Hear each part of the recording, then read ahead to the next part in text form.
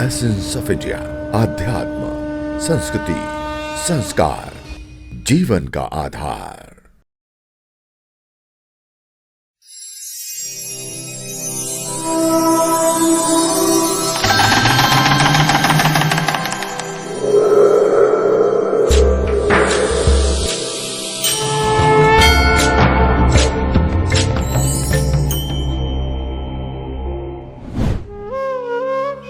संसार में भारत ही ऐसा देश है जहां सर्वशक्तिमान ईश्वर की स्त्री रूप में पूजा की जाती है।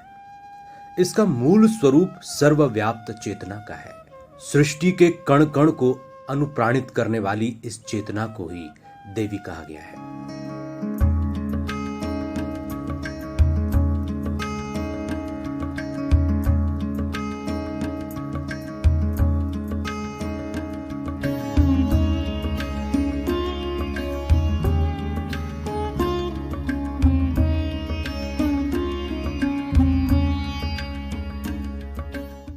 उनके विभिन्न स्वरूपों यानी मैनिफेस्टेशंस को ही अलग अलग नामों से पुकारा गया है।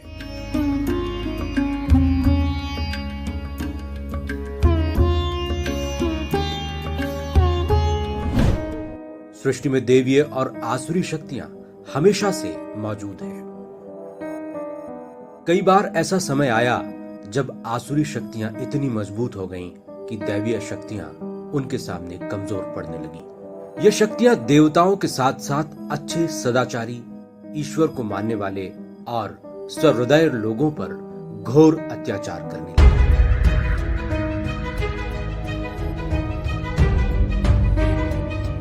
इनके अत्याचार और अनाचार इतने बढ़ गए कि अच्छे लोगों का जीना दूभर हो गया। देवता अपनी तमाम योग्यताओं के बावजूद इन लोगों की मदद करने में असमर्थ हो गए। ऐसे हालात में दुष्टों के विनाश के लिए परा प्रकृति शक्ति से ही संबल की याचना करने का विकल्प रह जाता है। यह शक्ति सारी सृष्टि का आधार है। देवता और भक्त जब उनसे सहायता की याचना करते हैं तो वो कोई रूप धरकर आतताइयों का विनाश और अच्छे लोगों की रक्षा करते हैं।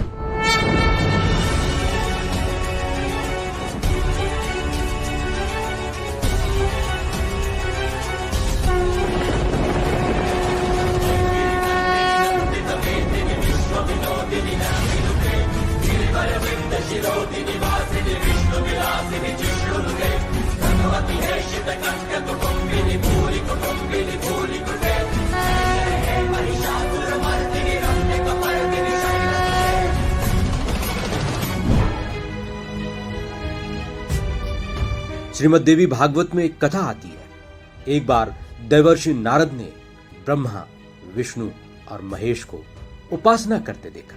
उनके मन में संदेह हुआ कि ब्रह्मा जी तो सृष्टि की रचना करते हैं, भगवान श्री हरि विष्णु इसका पालन करते हैं और शिव समय आने पर इसका संहार करते हैं। भला ऐसे तीनों महान देवताओं के ऊपर कौन है जिसकी ये देवता भी आराधना करते हैं? उन्होंने शिव जी के सामने अपनी जिज्ञासा प्रकट की। उन्होंने पूछा कि आप सर्वशक्तिमान हैं, फिर आप किसकी आराधना करते हैं? इसी तरह श्री हरि विष्णु और ब्रह्मा जी भी किसकी उपासना करते हैं? भगवान शिव बोले कि ये सच है।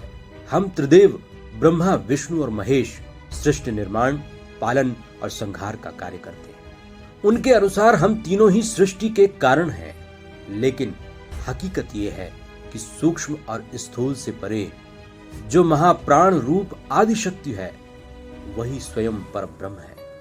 वो सर्व समर्थ है, वो सगुण भी है और निर्गुण भी। हम सभी उसके अधीन हैं।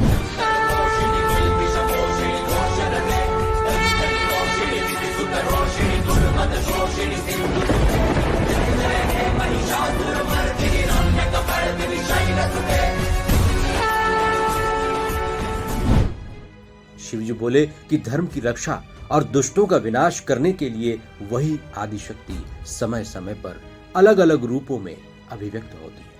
वो सांसारिक प्राणियों की समझ से परे है।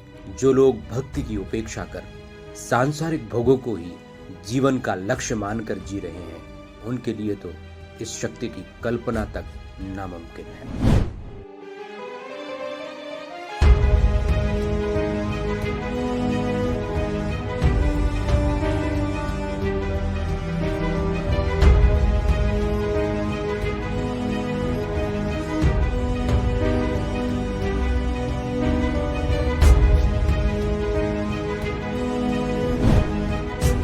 इसी कथा में श्री हरि विष्णु कहते हैं कि मैं भी देवी भगवती की आज्ञा के अधीन हूँ। हम तीनों देव इस महाशक्ति के आदेशों और इच्छा का पालन भर करते हैं। ये संसार में चेतना स्वरूप में प्रकट होने के कारण चित्त स्वरूपणी भी कही जाती है। एक समय जब दानवों के भयानक अत्याचारों से देवता बहुत परेशान हो गए तो वे ब्रह्मा जी से रक्षा की प्रार्थना करने पहुंचे।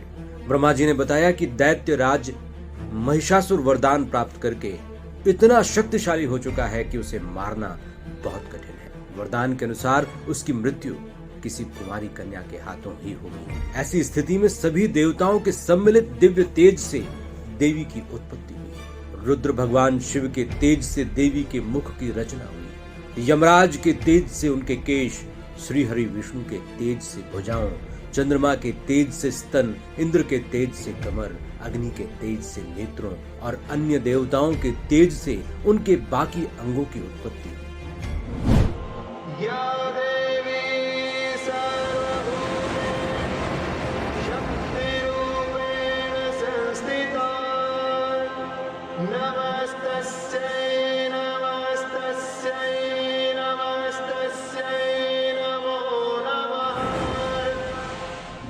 सभी देवताओं ने देवी को विभिन्न अस्त्र शस्त्र अर्पित किए। शिवजी ने उन्हें अपना त्रिशूल दिया। भगवान विष्णु ने अपना अमोघ शस्त्र सुदर्शन चक्र, अग्निदेव ने कभी समाप्त न होने वाला बाणों से भरा तरकश और वरुण देव ने उन्हें दिव्य शंख प्रदान किया। देवराज इंद्र ने देवी को अपना वज्र और पर्वतराज हिमालय ने उन्हें सवारी के लिए सिंह अर्पित किया। दिव्य तेज से युक्त देवी के अद्भुत स्वरूप के दर्शन मात्र से ही मनुष्यों के समस्त पाप धुल जाते हैं।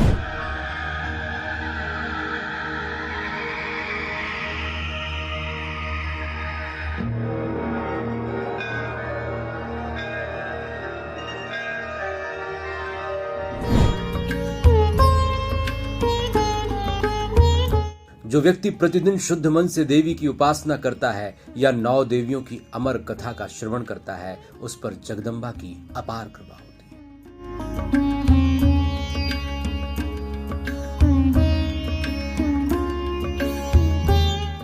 विभिन्न अवसरों पर देवी मां 9 स्वरूपों में प्रकट हुई हैं। इसीलिए देवी की 9 मूर्तियां हैं जिन्हें नवदुर्गा कहते हैं।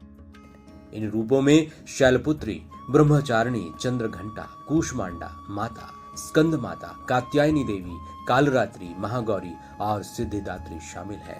नवरात्रि में हर दिन देवी के एक स्वरूप की पूजा अर्चना की जाती है। बहुत बहुत धन्यवाद।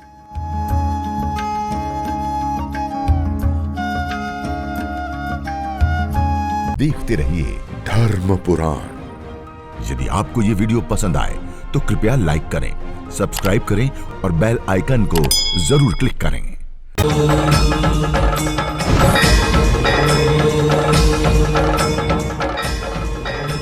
धर्म पुराण, द एसेंस ऑफ इंडिया।